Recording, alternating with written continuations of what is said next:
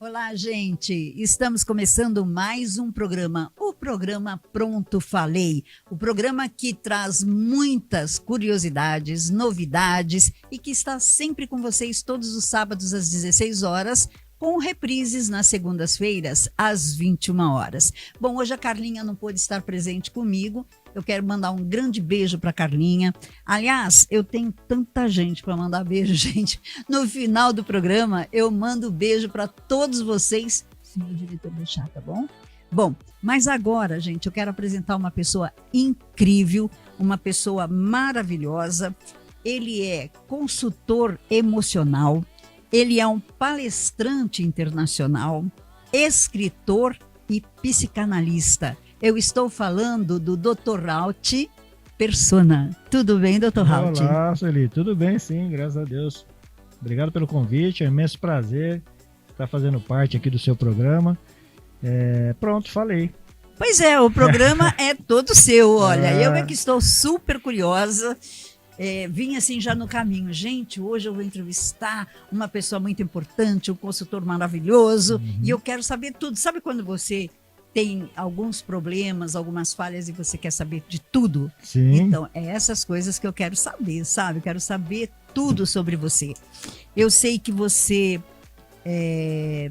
teve alguns problemas, né, na vida, por isso que você hoje é um psicanalista, você conhece muitas coisas devido a todos os problemas que você já enfrentou na vida.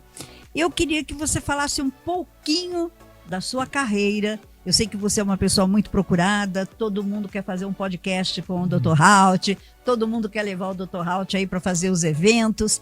E eu também, claro, né? Sou filhinha de Deus, quero o Dr. Hauti Persona. Legal, Sueli. É bem por aí mesmo. Bom, eu sou o Dr. Hauti Persona. Eu acredito que a vida é um grande teatro, sim. Que todos nós estamos, de alguma forma, consciente ou inconscientemente, atuando nos papéis. Sim. E para a gente fazer essa atuação, a gente utiliza personas, as famosas máscaras. Sim. E essas máscaras, elas são absorvidas por nós, vamos assim dizer, através de algumas experiências que vamos passando no decorrer da vida, e elas são moldadas conscientes ou inconscientemente. Perfeito. E para que elas servem? Algumas servem para nos proteger. Outras servem para fazer com que a gente se sinta num ambiente acolhedor. Sim. E algumas até para a gente sobreviver. Então eu sou psicanalista, como você falou. Eu tenho mais de 20 formações na área do desenvolvimento humano. Uau, coisa boa! Sou palestrante internacional, atuo nessa área de consultoria emocional. Já viajei por 9 países, conheço 23 estados nosso brasileiro, e isso fez com que esse aprendizado, essa cultura que a gente vai interagindo com as pessoas, foram ajudando a construir o Dr. Hauti Persona. Que maravilha, não é? É assim que a gente chegou. Só que essa história nem sempre foi assim, né? Com certeza, nem sempre tudo é muito bom, né? Sempre tem alguma coisa no meio da estrada que complica. Isso. Mas eu tenho uma curiosidade, posso perguntar para você? Claro. Por que a máscara? Então, essa máscara preta, ela é a essência do Dr. Hauti. E ela é um arquétipo que foi criado conscientemente. Sim. Por quê? Qual que é a ideia por trás disso? É que toda vez que você me vê, eu quero transmitir uma mensagem para você. Será que você realmente já se olhou para dentro? Será que você realmente não está na hora de você buscar a sua essência? Enfrentar suas feridas, reconhecer suas dores, para finalmente encontrar sua essência, o seu poder maior e viver uma vida mais leve, uma vida de propósito, sim, uma vida de resultado. Então, essa máscara preta ela representa isso. A escuridão que muitas vezes, conscientemente, nós Não vimos. não queremos entrar. Sim. Porque como psicanalista, eu cansei de ouvir inúmeras vezes as pessoas dizerem assim: ah, não vamos mexer com isso aí não. Não, deixa isso aí tá quietinho, tá guardadinho lá, não quero mexer, isso aqui me machuca. Só que esse é um grande problema. Porque você ignorar algo que te machuca, isso vai somatizando. E quanto mais isso somatiza, maiores as chances de você ter uma complicação, tanto emocional como física. Olha, e é isso mesmo, porque a gente não quer se olhar o nosso eu, né? Sim. O nosso eu. A verdade é que a gente não olha o nosso eu. Você pode olhar o eu de outras pessoas, mas infelizmente o seu você não consegue olhar. Porque muito provavelmente a dor, ela é muito forte. É verdade. Então nós, como um instinto de preservação, a gente tenta evitar a dor. Uhum. Só que isso cria-se uma rotina. E a rotina faz com que isso se potencialize cada vez mais. Então o Dr. Hout, ele passa a seguinte mensagem: que todos nós somos reféns de rotina. Sim. Mas precisamos nos tornar um estrategista dos nossos próprios resultados. Sim, sim, sim. E me diz uma coisa, Dr. Hout, desde quando você sentiu essa necessidade de fazer essa transformação em você para que você pudesse se conhecer e fazer com que outras pessoas também se conhecessem? Sim, pergunta interessante essa. A gente vai contextualizar aqui um pouquinho de como isso foi surgindo passo a passo. Mas por conta da minha trajetória, eu vivenciei na pele, né? Eu vivenciei isso emocionalmente, esses pontos que a gente vai debater aqui. Sim. Então eu percebi, como um profissional que eu me tornei, que é muito desafiador para uma pessoa que está vivenciando um bloqueio emocional, vamos dizer assim, reconhecer os pontos que ela pode utilizar como gatilhos. Sim. Então, a parte de você conseguir tangibilizar algo que é intangível, sim, fica muito mais fácil no visual, porque a grande maioria das pessoas funciona no visual. Sim. Né? Nós temos o visual, o auditivo, o sinestésico, e o Dr. Hout, ele trabalha essa parte. Só que pela predominância maior ser visual, então a interação fica muito mais fácil. Entendi. Vivemos num mundo completamente obscuro hoje. Sim. Qual é o tipo de pessoas que mais te procura nesse sentido desse desenvolvimento que você proporciona? Infelizmente, Sueli, as pessoas que mais nos procuram são pessoas realmente que estão já ali sofrendo muito intensamente. Então, quando eu assumi o papel de representar o Sim. Dr. Hout, eu quero com isso quebrar algumas objeções. Como, por exemplo, você se olhar para o seu emocional, saber ouvir o que seu corpo está dizendo, isso não é frescura. Isso é autocuidado. É porque o corpo grita. Sim, mas pelo fato da sociedade rotular de que isso é frescura, principalmente nos homens, que isso é mimimi de mulher, que isso é frescura, isso vai fazendo com que nosso inconsciente, até o inconsciente coletivo, vá criando barreiras para que a gente se permita. Verdade. Então, se isso fosse uma forma que hoje, graças ao sistema, à comunicação, à internet, a gente está começando a ter uma aceitação melhor na sociedade. Mas eu ainda vejo isso muito como modinha, não como realmente um fato real. Porque a gente tem levado isso muito na brincadeira. Então não é difícil você ouvir piadas como: ah, não, eu estou bem, estou medicada. Meu terapeuta, ele é meu amigo. Então isso realmente continua sendo uma utilização de máscara, para não olhar para o verdadeiro ponto que está por trás disso. Então a minha mensagem é exatamente essa. Se eu estou aqui hoje, a gente está aqui, você abrindo esse espaço para a gente poder levar essa mensagem, é porque eu quero do fundo do coração que você retire as suas máscaras, que você se permita a entrar para dentro da sua escuridão, porque o que existe de melhor nesse mundo está aí, dentro de cada um de nós, dentro de você. E é por verdade. isso que eu tiro minha máscara. Olha só que maravilha. Eu assumo realmente a minha identidade. Dr. Halt, me diz uma coisa. Não seria assim inteligente para o governo, acredito eu, ter uma especialidade como essa sua, que você vivenciou em outros países, você vivenciou com a sua própria vida, você está vivenciando isso? Porque nós temos vários psicólogos, psicanalistas, que ao invés de tratar, como você disse, é com medicação para dormir, é com medicação para que você se dope, entendeu? E não fica realmente atento àquilo que você precisa realmente, que é se conhecer, é conhecer o seu eu, o seu próprio eu. Sim.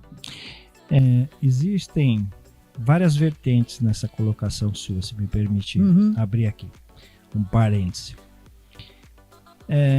A medicação, ela é super recomendada para casos específicos. Sim. Então, por exemplo, quando a gente olha uma terapia, uma psicanálise, vamos chamar de desenvolvimento humano. Quando você olha para o seu desenvolvimento emocional, a gente tem vários fatores. Eu, por exemplo, vivenciei um período em que eu precisei utilizar o medicamento. Porque o medicamento, ele tem a função exata de justamente cortar aquela sinapse para que você deixe de sentir essa dor que você sente. Para que você seja controlado a não exercer uma determinada atividade que possa te complicar depois, né? Uma determinada ação. Então o medicamento ele é importante. O acompanhamento ele vai dependendo de cada estágio que a pessoa está. Então, por que eu digo isso? E como eu falei anteriormente, a gente vai contextualizar aqui todos os processos por onde eu transitei. Sim. E isso no final vai fazer sentido para você. Agora, quando a gente joga tudo dentro do mesmo balaio, fica difícil. Porque, por exemplo, eu costumo, em todos os lugares que eu passo, eu costumo pedir ajuda para as pessoas. Porque a pessoa que provavelmente mais esteja precisando do Dr. Halt, ela não está na rede social, ela não está assistindo uma televisão. Sim.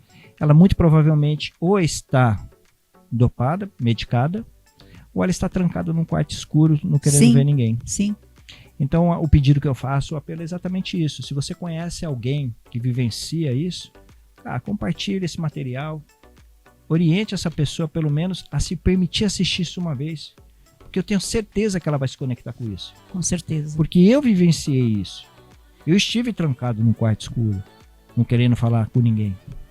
E isso eu sei que existe inúmeras pessoas. E é isso que eu queria te falar. Tem pessoas que ficam se deflagelando. Sim. Se arrancando, sabe? Sim, e a automutilação. Exatamente. E outras pessoas, elas têm vergonha, na realidade, de expor o problema que ela está passando no momento. Por medo do julgamento. Exatamente. Então, esse tipo de pessoas, quando chega para você e fala assim, não, doutor, eu quero uma consulta, mas eu quero sozinho. Sim. Ou eu quero em grupo. É muito mais fácil procurar sozinha do que em grupo, não é? Sim, sim, sim. Inclusive, nós mesmo como Dr. Halt, a gente percebe, é muito nítido, assim, eu vou te trazer uma situação da rede social. A gente publica um vídeo, ele tem visualizações, mas não tem interação. Sim. Por quê? Porque existe um rótulo da pessoa não querer se conectar a isso.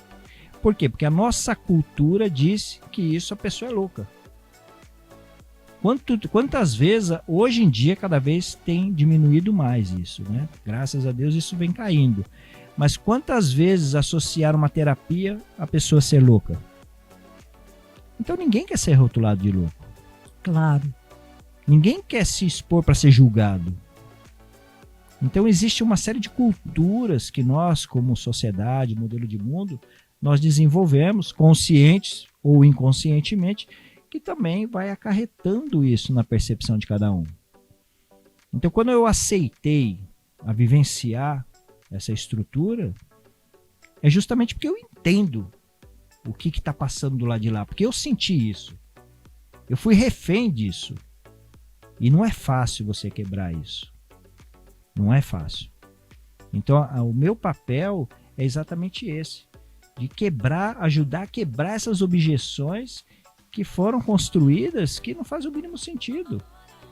Porque eu sempre vou continuar batendo nessa tecla. A coisa mais importante nesse mundo é você. Exato. Você é único. E tem muita gente, né, Dr. Haut, que se sente assim muito excluído do mundo, não é?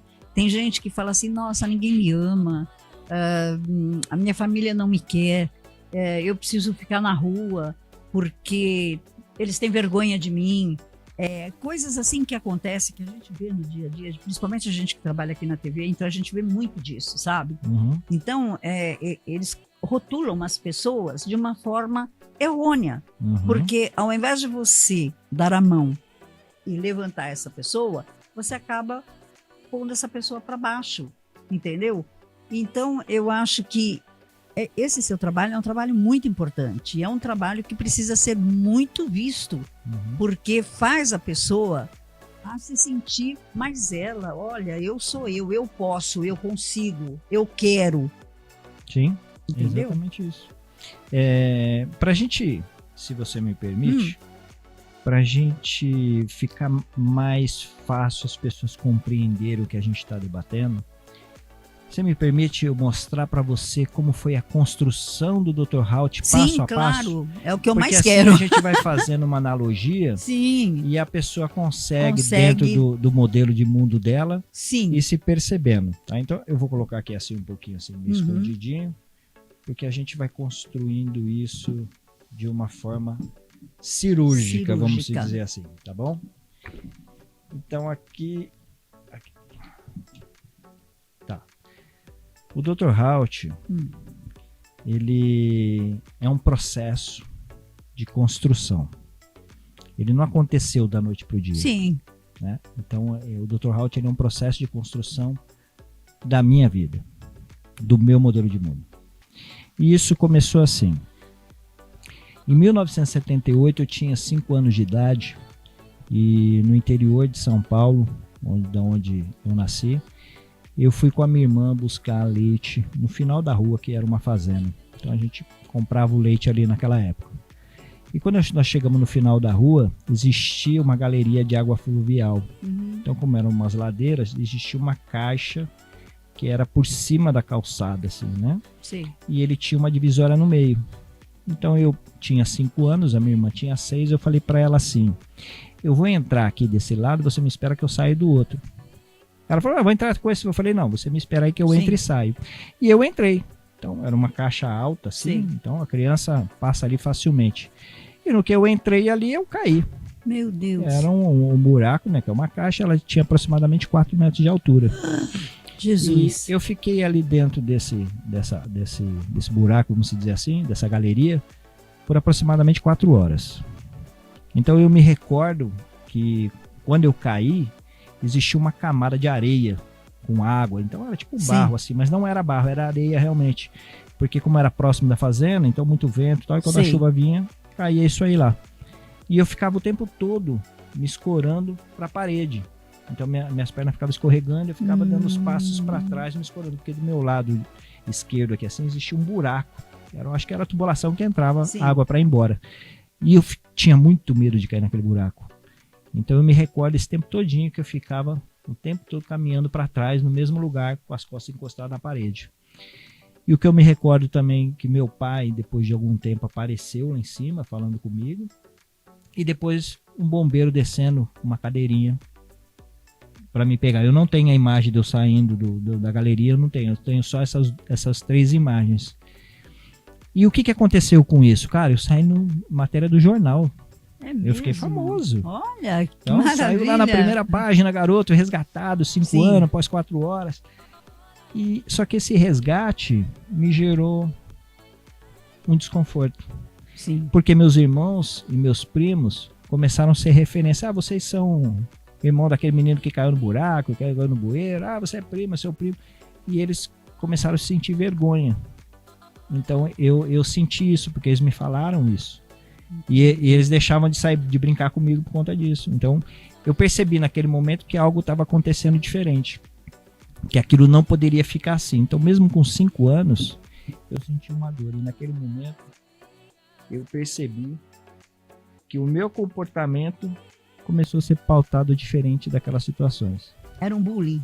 Tipo um bullying nos Sim. dias de hoje. Não, era exclusão mesmo. Sim, sim. Foi exclusão. E foi a própria humilhação, porque a matéria do jornal, ela não foi receptiva comigo. Ela não me trouxe benefícios, pelo contrário, ela me trouxe prejuízo. Prejuízo. Então, eu não tinha essa compreensão, mas eu sentia algo diferente. E muito tempo dessa minha primeira infância, eu passei ao lado do meu avô. E com 7 anos, meu avô ele me defendia, empinava pipa com ele, vendia caldo de cana no quintal da casa, que a gente morava do lado. E meu pai trabalhava muito, então eu passei muito tempo com ele. E nesse período, meu avô ficou doente. E ele teve um câncer, ele começou a se definhar, foi ficando feio, eu não queria mais visitá-lo. Não encontrava mais com ele. E um dia meu pai falou: filho, você precisa ver seu avô, que ele vai virar uma estrelinha e ele precisa falar com você. E mesmo não querendo ir, eu fui, porque eu fui obrigado. Sim. E meu avô morreu naquele mesmo dia. Muito tempo eu sentia de verdade, eu acreditava que se eu não tivesse ido visitá-lo, ele ia estar vivo. Então eu acarretei um pouco de responsabilidade na morte dele. Porque depois você vai crescendo, se a pessoa vai ficando mais tempo esperando algo para viver, se eu não tivesse visitado, ele teria vivido mais tempo. Ou talvez ele estava esperando você chegar para ele poder se despedir, para ele morrer. Então, mas você concorda que eu era um ponto naquilo? Sim, sim. Mas não ninguém me resta explicou dúvida. isso. Ninguém te falou. Ninguém me explicou. E automaticamente eu fortaleci. Sim. Comecei a escrever um novo roteiro na minha vida. E com isso me acarretou outros problemas de conexão. Sim. A partir daquele momento eu comecei a ver a morte como um problema. De qualquer momento meu pai e minha mãe poderiam morrer. Então com 7 anos eu já comecei a viver essa situação. Quando foi nos meus 16 para 17 anos, meu pai num café da manhã, eu tinha acabado de sair de um emprego, eu tinha a receita, né, que a gente recebe, eu esqueci o nome dele. Rescisão, né? Rescisão. Tinha uma rescisão, tinha uma grana. Eu queria comprar uma moto, ele no café da manhã falou: filho, você recebeu sua rescisão, tal, o pai tá enrolado aí, você não pode me emprestar uma grana, tal, depois eu te pago, vou receber agora que meu pai era vendedor. Eu falei: não, pai, tranquilo. Sim. Pode pegar o dinheiro, ver aí quanto você precisa, quanto você quer, depois você me acerta, eu compro a moto, depois não tem problema não. Naquele dia meu pai foi pro hospital. Eita. E muito rapidamente ele veio a falecer. Nossa. Então naquele momento eu percebi que na vida a gente não vai ter direito sobre os nossos roteiros. Ele simplesmente vai acontecer. Sim. E a morte no palco da vida ela é uma realidade. Minha mãe com 6 filhos, eu de 16 para 17 anos, a gente teve que se adaptar nessa situação. Foi muito inesperado. Com 19, 20 eu casei, conheci minha esposa, a gente se apaixonou, casou, um ano depois nós tivemos um filho, estamos casados até hoje, 33 anos. Maravilha, Foi né? Só glória. E a gente vai tocando a vida, vai correndo atrás. Eu me recordo que com 27 para 28 anos eu trabalhava como um taxista aqui em São Paulo. E veio um senhor e um jovem pedir uma corrida para mim. Naquele momento eu senti algo aqui assim, eu falei: não, puxa, desculpa, tal, para mim não dá. E não aceitei a corrida. Coisas de minutos, segundos depois, chegou um outro rapaz na fila do táxi, parou o carro lá e esses dois foram conversar com ele. Para ele não sair de trás sem falar com ninguém, achar que estava pegando passageiro, ele veio falar comigo. Falou: você não vai levar o rapaz, tal? Eu falei: não vou. Ele falou assim: cara, tá tranquilo, é o avô e o neto. Eu falei: cara, é o avô e o neto? Ele falou: é. Na mesma hora eu criei uma conexão, a lembrança do meu avô. Sim. é um ambiente mais seguro do que o avô que avô você e tinha. neto. E mesmo sentindo aquele negócio, eu falei, não, vamos. Então eu vamos, que dali eu vou embora. E aí a gente foi, fizemos o trajeto, o rapaz sentou no banco da frente e o avô sentou no banco de trás, bem atrás de mim, assim. A gente fez o trajeto todo, conversando, lembrei algumas cenas do meu avô, batendo um papo e tal. E quando a gente entrou numa última rua, eu falei, não sei. Eu senti algo assim muito esquisito. E assim, muito de repente, eu tomei até um susto, ele me deu uma gravata com o braço esquerdo assim, por trás. Aí ele puxou um revólver, pôs um revólver com a sua mão direita assim, ele ficou apertando um revólver assim no meu pescoço, falou bem baixinho assim pra mim assim, agora você já era. E puxou o gatilho. Meu Deus. Naquele momento, Sueli, eu senti assim como se minha vida tivesse virado um filme de cinema. Me veio um calafrio assim dos pés, subindo na cabeça, assim, a vida passou assim na minha frente, assim, a última cena era meu rosto, assim, eu tenho isso muito nítido até hoje. Mas você levou o tiro. E aí eu me perguntei, eu falei, pô, morri? Aí eu percebi que a bala não saiu. Ficou só o gatilho, o clique do revólver. E aí começaram uma discussão ali dentro do carro, porque o menino não era pra fazer isso, então eles começaram a brigar, aí começaram a me bater, me deram umas coronhadas e tal, vamos fazer o quê? Me trancaram no porta-malas. Dentro daquele porta-mala, eu comecei a vivenciar um grande terror da minha vida. Meu palco interno virou um verdadeiro campo de batalha. Eu sentia aquele gosto do sangue na boca, aquele cheiro do carpete, aquela escuridão, porque eu tentava abrir algum lugar, alguma luz, e os carros antigamente eram fechados, você não tinha acesso para o banco. E uma correria, parece que eles estavam correndo, imaginei que pudesse ter fuga, e fiquei com receio de tomar tiro, de polícia, não sei, porque aquilo foi passando. E aquele negócio foi me dando um desespero, e de repente, assim, quando o carro parou, eu falei, meu, se acalma, algo começou a falar comigo. Aí eu comecei a respirar, consciente. Aí fui percebendo que minha respiração foi normalizando, meus pensamentos foi baixando, meu coração desacelerando. E por alguns segundos ali eu senti uma intuição, uma voz que dizia pra mim assim, cara, não tem o que você fazer, dorme. E eu dormi depois de um tempo. Olha... Eu fiquei ali não sei quanto tempo, eu sei que esse processo durou quase 5 horas. E quando o carro parou, que bateram no carro, falando assim, ó, agora você tá aí, tá livre, começou um outro desafio. Porque o tempo todo eu achava, enquanto eu estava acordado, que qualquer momento eu ia ser executado. Cada parada que o carro dava, porque eles pararam várias vezes e falavam alguma coisa assim, e isso me deixava muito tenso. Eu acreditava que ali ia ser a execução definitiva. E quando isso aconteceu, eu falei, bom, agora a hora que eu abri aqui o porta-mala, eles me fuzilam, porque sabe aquelas cenas que você fica pegando de filme? E naquele momento eu comecei a me concentrar. Aí eu percebi que existe algo diferente dentro da gente. Que quando você se conecta, os seus sentidos, eles ampliam. Então eu comecei, mesmo trancado naquela escuridão, eu comecei a visualizar o externo. Por pequenos barulhos que aconteciam, eu ia identificando o que era. Um passo de calçada, uma voz lá no fundo, alguns barulhos parecendo de portão. Eu falei, cara, eu não tô no meio do campo. Sim. Então eu senti que eu podia estourar aquela tampa do porta-mala nas costas, eu comecei a forçar, e quando eu senti que ela ia estourar, eu dei mais força e quando ela abriu eu saí correndo, né? Porque eu falei, agora seja o que Deus quiser. E eu realmente estava numa rua residencial, praticamente quase que da mesma forma que eu tinha desenhado, né? Que eu tinha visualizado dentro daquele porta-malas. Interessante. Só que quando eu saí dali daquele porta-malas, eu saí totalmente transformado. Eu não era mais a mesma pessoa. Eu sabia que eu não seria mais a mesma pessoa. Só que eu tinha um desafio naquele mesmo dia de retornar para casa e como que eu ia dar uma notícia dessa em casa? E aí eu analisei todos os pontos e falei, não, eu vou guardar para mim esse segredo. Só que eu não sabia que o silêncio também é uma máscara. Uhum. Enquanto eu comecei a partir daquele momento a viver sorrindo por fora, eu comecei a me destruir por dentro. E esse processo de silêncio, ele foi fazendo com que minha vida fosse sendo totalmente modificada. Porque após aquele trauma, esse processo que eu passei, eu não consegui ter mais o mesmo resultado. Porque ali eu comecei a sentir ódio, eu sentia raiva, eu tinha desejo de vingança.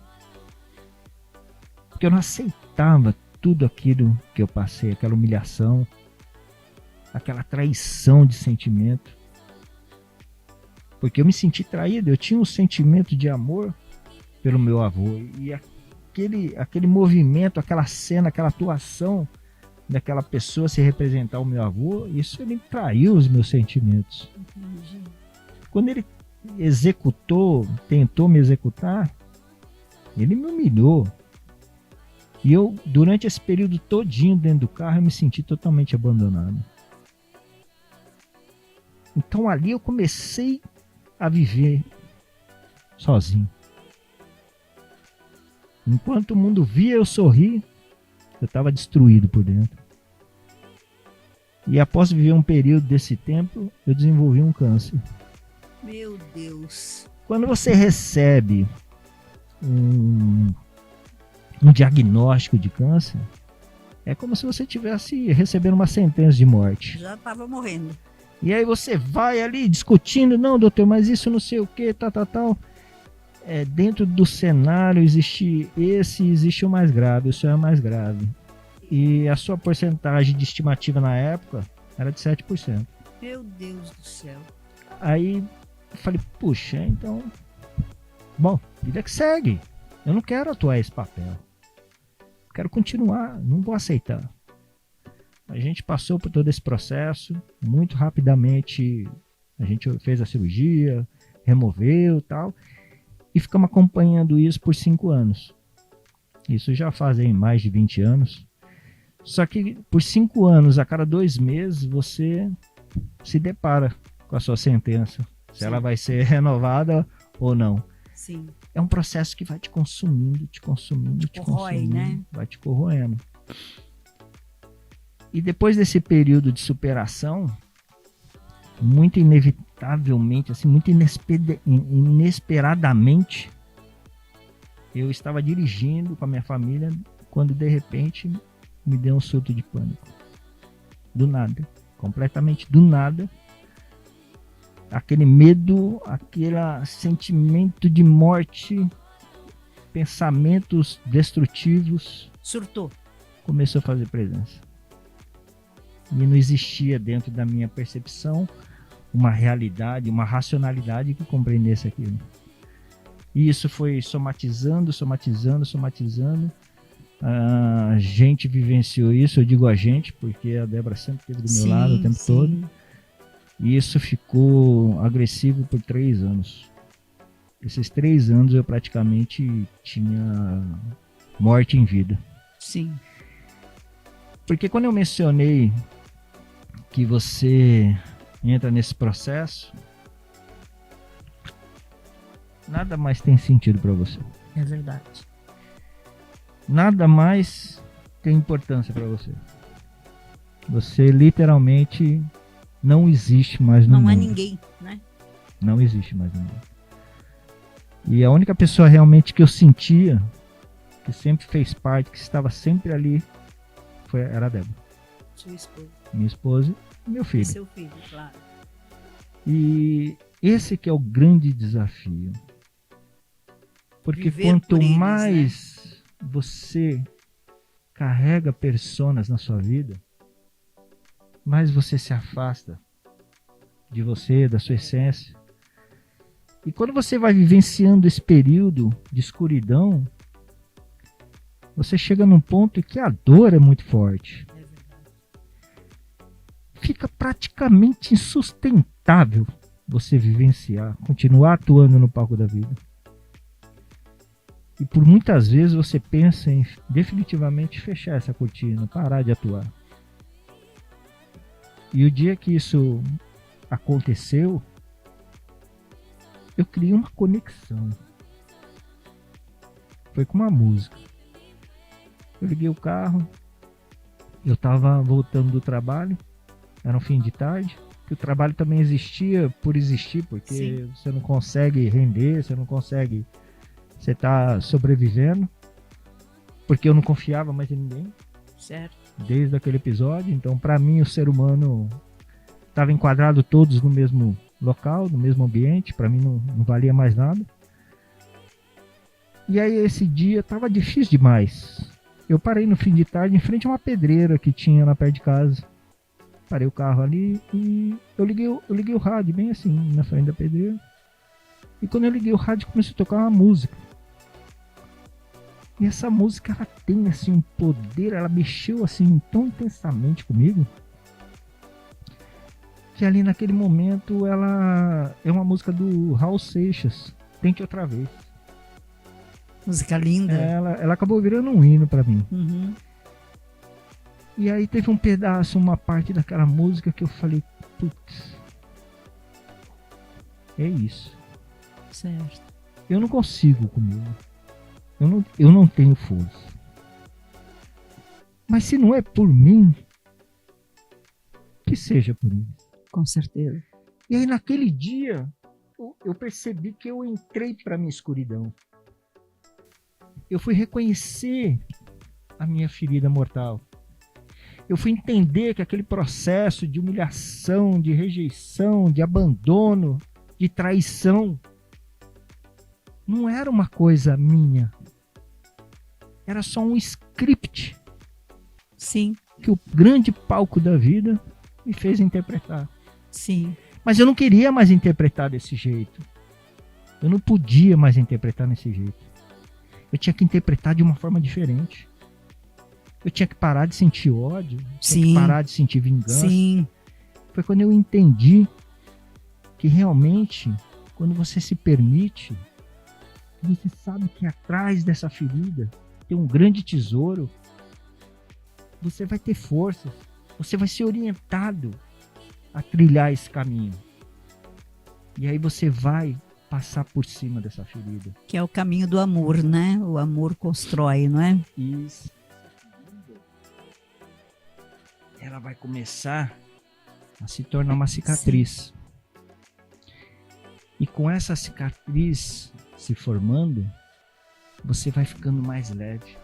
Sim. Você vai percebendo que o mundo real não era aquele que você vivia. Porque por muito tempo eu vivi uma grande trama psicológica responsável pelo mundo real.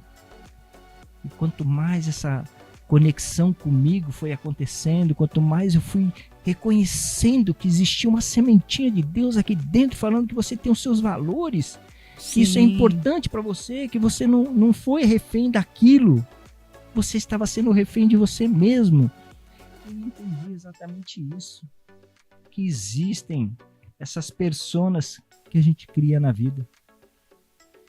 E quando eu entendi que essas personas, elas são criadas para nos proteger, principalmente. Sim. Fez todo sentido. E hoje, já há algum tempo atrás, mas hoje eu vivo todos os dias da minha vida sem usar persona. Mas se eu quiser usar uma persona, eu tenho a consciência de que todos os dias eu posso pôr uma persona limpa. Uhum. E eu posso escrever nela a história que eu quiser. Que maravilha. Porque o ator no grande palco da vida sou eu. Com então certeza. Hoje eu aprendi a ser um roteirista, um diretor, um ator. Da sua própria vida. Da minha própria vida. Um protagonista, se eu quiser. Um figurante, se eu quiser. Eu posso ser o que eu quiser. É isso aí. Eu não posso ter o controle sobre tudo. Sim. Mas eu tenho o controle de como interpretar tudo. Então, por isso que hoje eu vivo sem persona, eu visto Dr. Raul de persona, mas além da minha esposa e do meu filho, essas personas são o meu maior orgulho. Com certeza. De todas elas.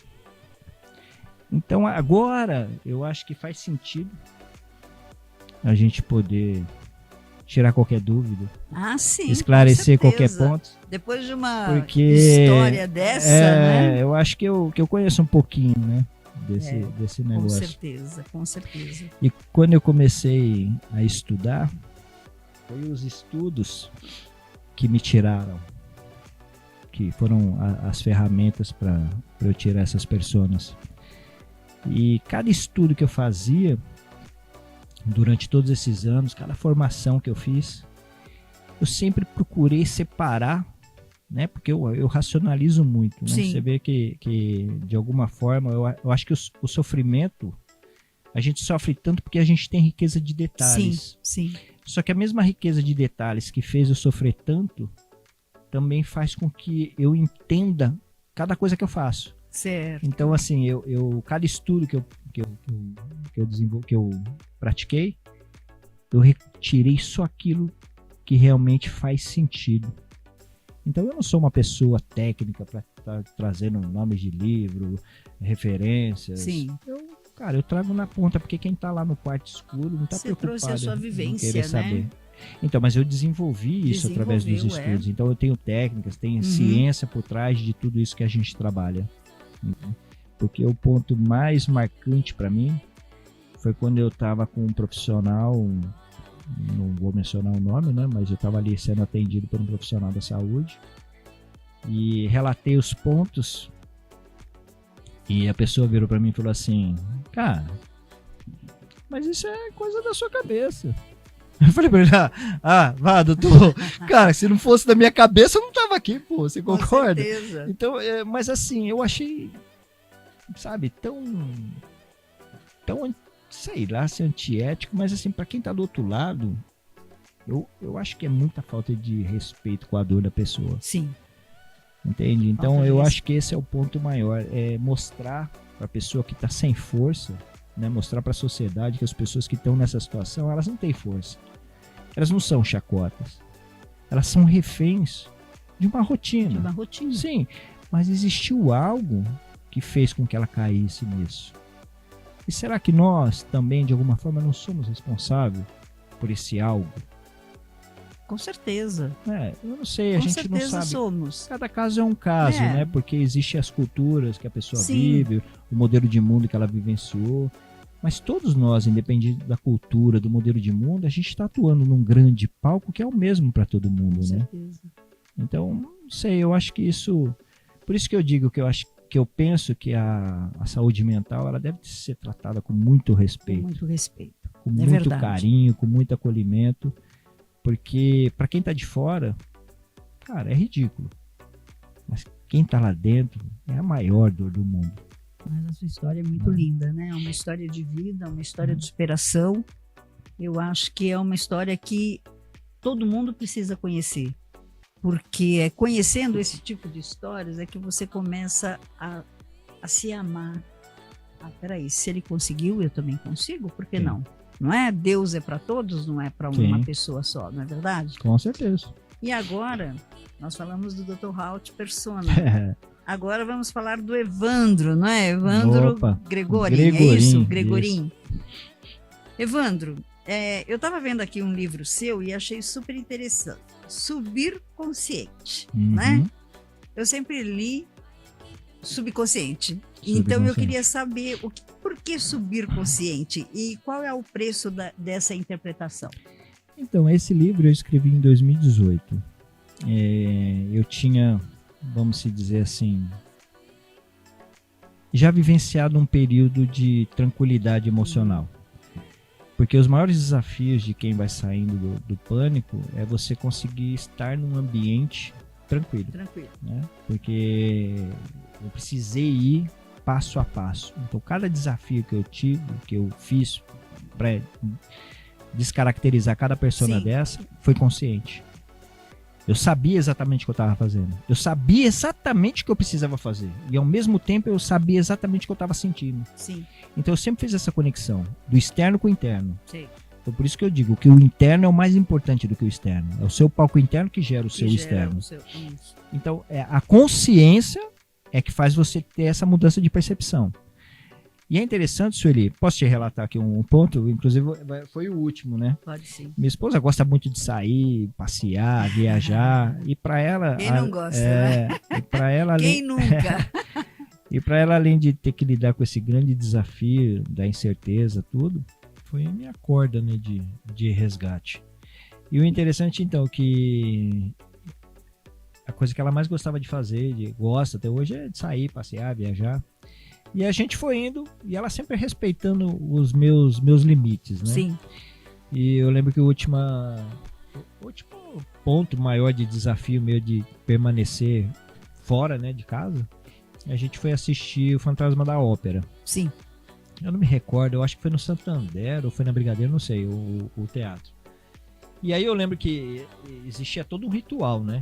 Então eu entrava já todo desconfiado, taquicardia, não queria ir de jeito nenhum, os pensamentos negativos de destruição, vai acontecer o tempo todo. E aí você naquele processo, não, isso não é real, isso não é real, isso é imaginário, isso não é real. E aí aprendi várias técnicas tal para controlar isso. Então eu ficava naquele self-talk aqui o tempo todo, sim, cortando aquele sabotador lá. Certo. Mas foi que aí nós chegamos, sentamos, e eu lembro que tinha um lustre gigante. Eu falei, meu Deus do céu, esse lustre, será que ele vai despencar? Esse lustre vai despencar. Eu não vou sentar, vou ficar longe desse lustre, porque vai despencar, vai pegar aqui uma quantidade de cadeira. Então você fica criando aquilo. Rota de fuga. Onde estão as escadas? Os principais pontos de circulação. Para que você circular. Por quê? Porque é um pensamento assim, terrorizante que fica. Então você tem que lutar com aquilo porque ele não é real, né? É. Inclusive aí nessa época eu comecei a bater muito forte nisso, né? O medo ele não é real, o medo não existe. Aí eu tinha um amigo meu que é doutorado, tudo, como não? Eu falei, cara, o medo não é real. O que é real é o perigo. O perigo é real. Sim. O medo não. Você tem medo de um lustre cair? Não. Mas o que tem um lustre caindo? Qual o problema? Agora, tem um perigo de cair numa pessoa? Isso é real. É, isso é. Então foi essas estratégias foram me dando subsídios para eu ir enfrentando, entendendo, compreendendo. Por isso que eu crio hoje estratégias. Eu ensino as pessoas a terem estratégias dos seus próprios resultados, né? Justamente por conta disso. E aí quando aconteceu isso, a gente ficava num processo assim, acho que de uns 20 minutos, meia hora. Aí eu olhava para ela e falava assim, pronto, amor, voltei. Aí eu curtia. Esse foi a última vez que eu realmente sentei e analisei e olhei todo o cenário. E lá pra cá, cara, já passei muitas situações e realmente tô tranquilo. Graças a tô Deus, firme, né? tenho essa parte bem estruturada. Dizem que depois da tempestade sempre vai vir a bonança, né? E com certeza veio. Exatamente isso. Aí foi isso que aconteceu. Aí a gente tá aqui. Eu escrevi esse livro, Subir Consciente, o preço da interpretação. Então, como eu tinha consciência de cada passo, eu falei, poxa, posso compartilhar com as pessoas alguma coisa, né, para ver se eu consigo ajudá-las. E hoje eu sei que eu tenho 12 pessoas que realmente eu ajudei de forma efetiva na vida delas por conta desse livro, porque isso chegou até mim. Essas 12 pessoas disseram, realmente esse livro me salvou. Essa forma, você, tal, isso mudou a minha vida. Então isso para mim valeu todo o investimento, né? E aonde encontra esse livro? Esse eu tenho no Amazon. No Amazon tem lá o e-book, a pessoa pode baixar, assistir por lá. A gente tem um livro físico, também pode fazer pelo nosso site, a solicitação, ou pelo nosso Instagram. Isso é muito bom, muito importante. Aí a gente manda o link, a pessoa efetua o pagamento, esse é da a gente envia. Né? Esse é o seu, com certeza.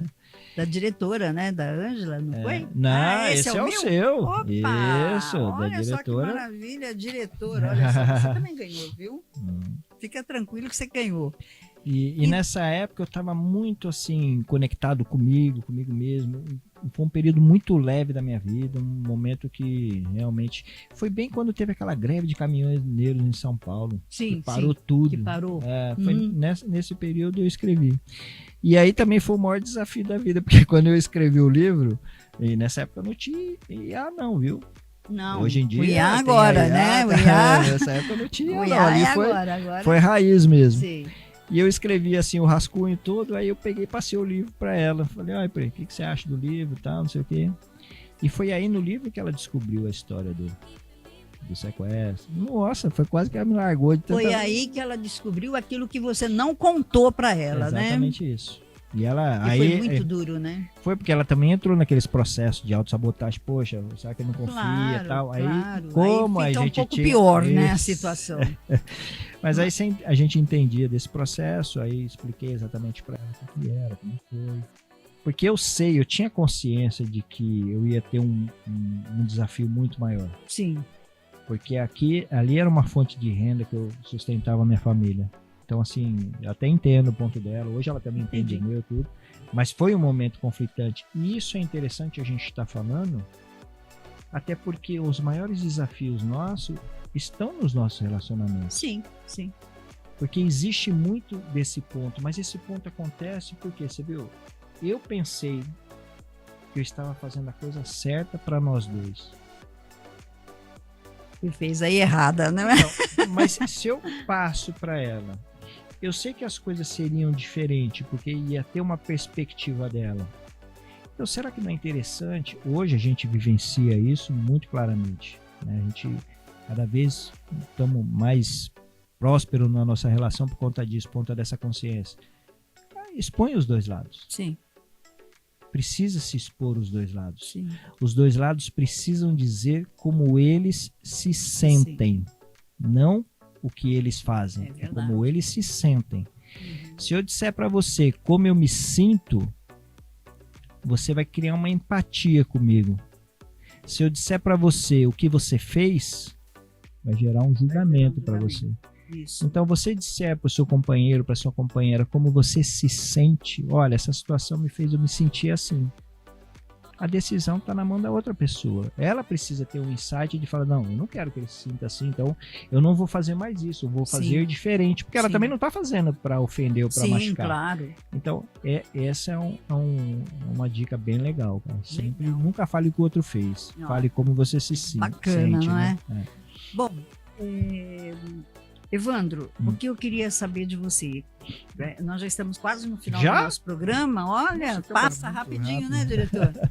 Mas eu queria saber, você hoje, você trabalha com isso. Eu sou consultor emocional. Você é consultor, né? Também. Uhum. Me diz uma coisa, aonde você faz esse trabalho? Você faz trabalho em escolas? Você faz trabalho em clínicas, em firmas, em eventos? Aonde é feito esse tipo de trabalho para que os nossos telespectadores conheçam e de repente eles vão entrar em contato com você, porque você vai deixar a sua rede social, para que as pessoas possam estar te procurando. Tá. A nossa rede social, bom, se você jogar no Google Dr. Halt Persona, aparece lá de todo jeito. De todo jeito. Mas a gente utiliza o nosso site, que é onde a gente tem todos os nossos acessos, nossos links, nossos vídeos, estão tudo no site, que é DR, né? D de dado, R de rato, doutor, né? DR, Halt Persona, H-A-L-T, haltpersona.com.br. O nosso Instagram é o @Dr. Halt Persona, esse é escrito, tá? @Dr. Halt Persona. Ah, não é o DR, é escrito doutor. O DR é só o site. Tá. E esses aí, né? Tem o YouTube também, que é o @drhaltpersona.com.br, @drhaltpersona.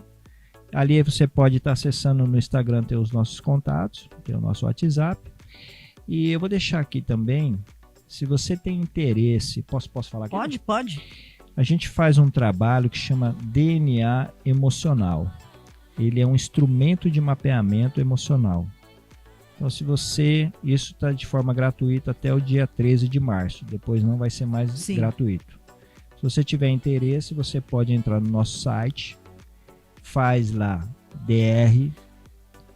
drhaltpersona.com.br. A primeira página tem um link do nosso evento, que vai ser 14 e 15 de março, aqui no Campo Belo, São Paulo.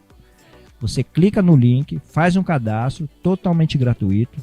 Serão 2 dias que nós vamos estar compartilhando toda essa experiência para você se permitir atravessar aqui, ó, sua máscara da escuridão e começar a resgatar o melhor Como se fosse um aí teatro, dentro. não é? Você vai demonstrar tudo Isso, a gente faz tudo isso. Tem algumas dinâmicas que Sim. fazem, mas isso é pessoal. Pessoal. Então a gente faz aqui Tá. de uma forma que cada um faça a sua introspecção. Sim, É fantástico. entendi. E lá no nosso site tem a abinha lá, você clica nos 3 pontinhos e vai aparecer diagnóstico. Você clica lá, faz um cadastro, você vai receber um link também gratuito, até o dia 13 é gratuito, depois não vai ser mais, que a gente vai te oferecer um gráfico que vai mostrar para você as porcentagens possíveis momentâneas que você está vivenciando. Eu vou fazer um contato com você, a gente vai marcar uma sessão e eu vou te trazer uma devolutiva, eu vou te explicar tudo certinho, de forma Que gratuita, legal. como né? que está o seu emocional nesse momento Muito que você bom. preencheu. Muito bom. E a gente faz esse trabalho, a gente agora está potencializando bastante esse DNA para as empresas, porque está enquadrando na parte da prevenção da NR1. Então a gente fez esse ajuste justamente para estar atendendo isso. Então ele está moldado todinho para a necessidade disso, identificando ali aqueles pontos tal que a pessoa precisa. A gente também oferece essa parte da consultoria. A gente faz um workshop coletivo ou também a consultoria individual, dependendo da necessidade de cada um. É claro que a consultoria individual está ficando cada vez mais difícil, porque o tempo nosso está se tornando assim mais raro, né? Raro, né? Então É a gente verdade. está criando esses ajustes aí, mas a gente ainda consegue estar suprindo sim. Então quem tivesse interesse, a gente está à Que disposição. ótimo, e ótimo. Então tá dito aí, não é? Todo mundo aí curtiu o Dr. Howard Persona. Eu tenho certeza absoluta que muitos empresários que estão assistindo o nosso programa poderão entrar em contato Com para certeza. que possam, né, conhecer um pouco do seu DNA, não é? Uhum. Eu só tenho que te agradecer. Imagina. eu que Muitíssimo agradeço. obrigado por você ter comparecido ao nosso programa. Me senti muito honrada em te receber, em receber a sua esposa também, a Débora, não é? E gostaria mesmo que muitas pessoas entrassem em contato, disponibilizassem aí de um tempo para ver esse livro na Amazon, porque é muito importante. Hoje em dia, o ser humano, né? O ser humano, eu digo ser humano, ele precisa disso. Porque o ser humano está sofrendo muito. O ser humano hoje sofre. Eu conheço esse sofrimento. Eu fiz parte desse sofrimento, entendeu? E é como eu lancei esse livro agora, A Menina que Veio do Circo. Então, é um livro que eu quero comentar aqui, que ele é um livro de dor, superação, mas também é um livro de amor. Não é que lindo. Entendeu? Isso é importante. Porque às vezes a gente é feliz e não sabe. É verdade. Entendeu? E nesse livro eu mostro isso. Eu era feliz e não sabia. Então é uma superação, é uma dor, é amor. Então eu acho que hoje não só eu, como muitas mulheres, muitos homens estão passando por situações assim críticas no mundo. Então seria excelente que todos vocês, olha, procurassem esse livro aí na Amazon, né, do Dr. Howard Persona, que vem como Evandro Gregorin. Isso. Evandro Gregorin. Digita bem isso mesmo. Subir consciente o preço da interpretação. Subir Senão eles vão consciente. jogar para o subconsciente. Não, isso ele pensa pode que é uma deixar. escrita errada. Então, só quero te agradecer, muitíssimo obrigado, foi um prazer, gostaria de te receber mais vezes e assim que for possível, eu gostaria de estar numa nova apresentação, porque eu já estive em uma, né, e já gostei muito. Vai dia 14. Numa nova apresentação. E muitíssimo obrigada, viu? Eu que agradeço, Sueli. Obrigado a você. Dia 14 e 15 em março, você está super convidada. Se Quero Deus ver você quiser, lá. vou levar meu diretor e a minha diretora. Vamos gravar, não é? Você falou de amor, super rápido. Amor é a base do código Haut. Porque amor é uma ciência. É. Eu descobri que o amor é a atitude de se motivar, de se ouvir e de se respeitar. Que legal. Esse amor foi o que fez eu tirar a primeira máscara. Que maravilha. Então eu agradeço você. Eu acho que mais importante de tudo isso que a gente falou aqui é que você fale para essa pessoa que está ali no quarto escuro que a gente existe, que ela não está sozinha. E que o amor está aí para curar, não é? Isso é o mais importante. Que o Papai do Céu abençoe você, sua família. A todos Sueli, nós. Obrigado de coração. A TV Clique que recebeu a gente aqui com todo carinho. Realmente é um prazer estar aqui. eu faço o que eu amo e eu espero que realmente você se encontre e se ame realmente como eu me amo. Olha Obrigado, só, um beijo no seu maravilha. coração, viu? Eu que te agradeço. Bom, eu tenho que me despedir, não é? E eu sinto muito todas as vezes que eu me despeço, porque eu gostaria de estar aqui falando mais e mais e mais, mas é que nós temos outros apresentadores, outros jornalistas que também têm um programa que temos que pôr no ar, não é? Mas eu me sinto assim super feliz de estar numa casa como a TV Clique, que é uma casa familiar, aonde existe um respeito, existe compreensão, existe amor. Aqui existe amor. Então, eu tiro isso de base pelo meu diretor, não é? Que ele gosta, né?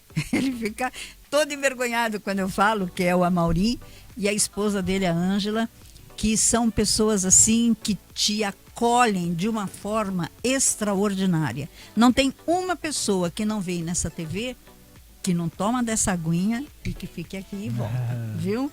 Então, eu quero me despedir, quero mandar um super beijo carinhoso para Mila. Mila, um beijaço carinhoso para você. Ela também apresenta um programa aqui de qualidade, de imersão.